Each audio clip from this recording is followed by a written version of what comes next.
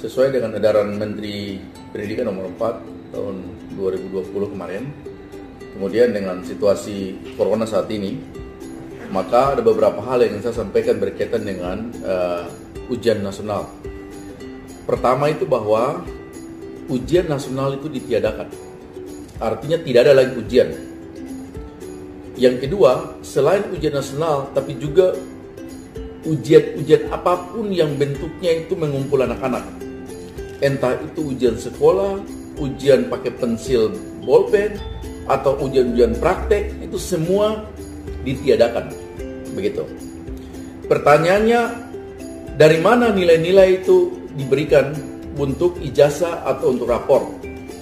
Khusus untuk ijazah, itu nilai diberikan dari raport sebelumnya dengan portofolio yang sudah dilihat oleh semua guru-guru di sekolah, karena guru-guru mereka tahu itu. Sedangkan untuk anak-anak yang naik kelas, naik 1, kelas 2, kelas 2, kelas 3 atau sebaliknya, pokoknya bukan kelas-kelas akhir lah, itu silakan guru-guru gunakan raport awal dan portofolio. Ini sudah sekarang sebenarnya sudah mulai bisa kasih nilai, begitu. Sekarang guru-guru sudah mulai bekerja, begitu, untuk memberikan nilai. Guru lebih mengerti kemampuan anak-anak itu. Karena itu dia punya kemampuan keterampilannya, guru tahu kemampuan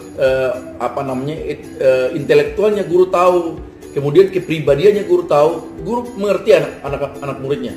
Karena itu hari ini sekarang sebenarnya Bapak Guru sudah bisa memberikan nilai.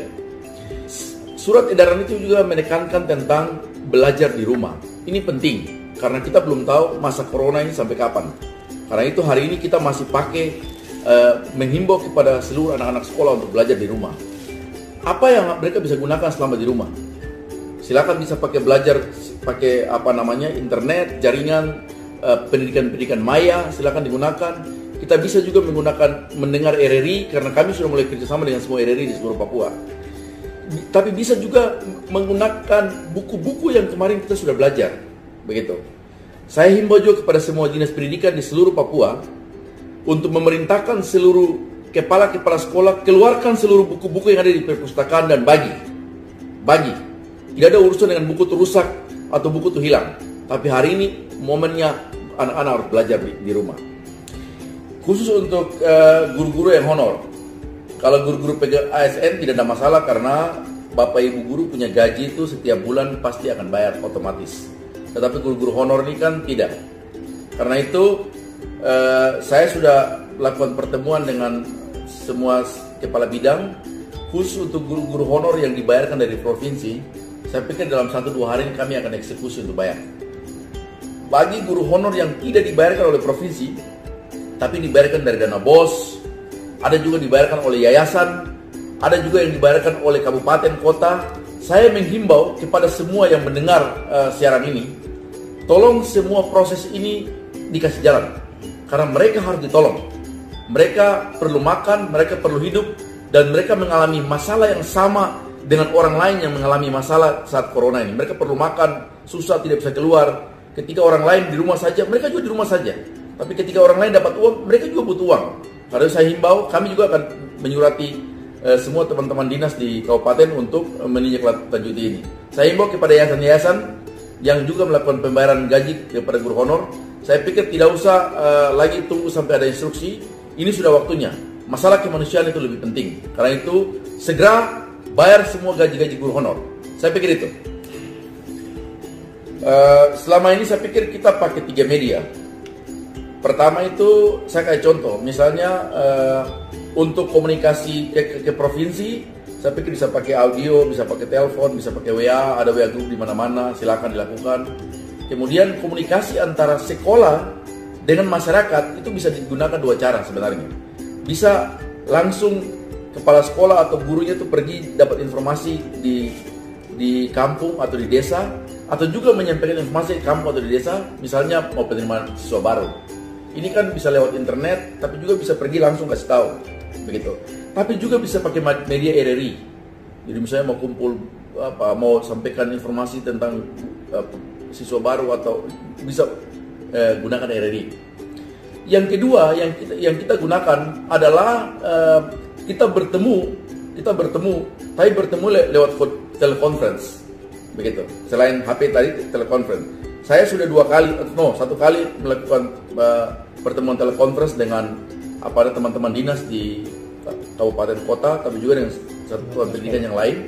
Tetapi memang kita ada masalah di jaringan. Saya harap teman-teman Telkomsel dan Kementerian Perhubungan menanggapi hal ini, bahwa dengannya corona ini maka betul-betul jaringan sangat kita butuhkan. Bukan saja untuk melakukan komunikasi, tapi untuk mendistribusikan seluruh konten-konten pembelajaran yang sudah kami punya. Karena itu kita butuh jaringan yang baik. Nah, saya himbau untuk kita lakukan itu. Artinya semua upaya untuk melakukan komunikasi silakan dilakukan. Begitu. Intinya bahwa jangan karena kita tidak bertemu lalu tidak ada komunikasi, itu tidak boleh. Begitu. Kita boleh tidak bertemu secara fisik, tapi komunikasi kita bisa jalan. Saya lakukan informasi seperti ini. Kami juga sedang live dengan teman-teman di Kementerian Pendidikan saat ini sedang berlangsung. Satu lagi yang saya ingin sampaikan, bahwa semua guru untuk segera mengurangi pemberian tugas kepada siswa dalam masa libur ini. Jangan kita memberikan tugas yang membuat dia semakin berat. Karena apa? Karena hari ini seluruh siswa kita yang ada di Papua ini psikologinya tidak normal. Psikologinya itu terganggu akibat adanya corona ini. Bagaimana dia setiap hari melihat informasi di televisi yang membuat dia punya psikologi bisa terganggu. Kemudian bagaimana setiap hari di rumah yang dia lihat mama, bapaknya, omnya, kakaknya, tetenya, neneknya terlalu mendiskusikan masalah-masalah yang berkaitan dengan corona. Begitu. Karena itu jangan lagi kita membebani anak dengan tugas-tugas yang terlalu berat. Saya sudah menyampaikan kepada semua kepala bidang saya untuk mengecek semua guru-guru yang sedang memberikan tugas-tugas di rumah. Artinya begini, ini anak kan seorang saja, bapak ibu secara serentak, kalau 9 atau 10 pelajaran, 5 atau 6 pelajaran memberikan tugas secara serentak, dia akan menerima beban 5-9 tugas hari itu. Itu artinya bahwa kemampuan dia itu sudah tidak mampu. Begitu, jangan lagi kita membebani. Begitu. Beda kalau saat normal. Saat normal kan paling tidak satu guru dari 5 pelajaran satu hari itu atau 3 pelajaran satu hari, satu tugas yang dia terima. Ini kan tiba-tiba di beban yang sama, di waktu yang sama, dengan kemampuan kita punya sel yang sama di otak ini, tapi terima beban yang cukup banyak. Itu tidak boleh. Begitu. Saya ingat sekali lagi, ingin sampaikan sekali lagi. Kesehatan anak itu lebih penting. Apa artinya semua yang diberikan kepada anak-anak lalu mereka sakit? Itu tidak terlalu penting. Kita yakinkan hari ini kita punya anak sakit, tapi mereka bisa menerima pelajaran walaupun tidak maksimal. Kata tidak maksimalnya harus dicatat. Begitu. Kami akan lakukan evaluasi. Saya akan keluarkan siapkan tim dan mengecek semua sekolah-sekolah dan bobot tugas yang diberikan kepada anak-anak di semua sekolah, baik di sekolah di kota maupun sekolah yang ada di pedalaman. Sehingga kita akan evaluasi dan kita akan sampaikan, saya akan sampaikan di publik secara luas. Siapa guru dan sekolah yang memberikan tugas yang membuat sehingga kemampuan anaknya sudah tidak mampu. Saya pikir itu.